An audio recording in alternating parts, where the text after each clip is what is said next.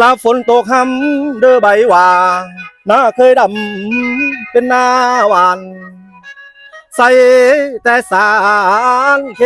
มีเขาบ่หอมล้อมบ่ตังวางทางแล้วต่างแต่กัน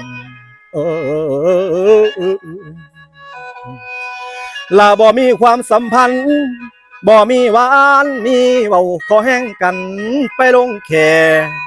เห็นแต่เงินเป็นปลาเจ้าสมัยนี้ต่างแต่หลังลาพี่น้องเอ้ยเห็นแต่ไทยเฮือนอื่นลาสังคมเฮาก็เลยเป็นโทษเพิ่งกันโอ้ยบ่มีใดสวัสดีเด้อพี่น้อง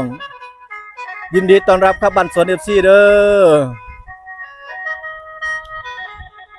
ลาคุณแม่เอ้ยเพิ่นมาถึงยามลงนาพากันเฮ็ดนาสิ่งจ้างเขาไถแล้วไปหวาน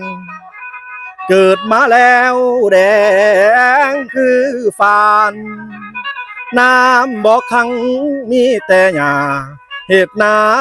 สิ่งจ้างแต่ผู้เออ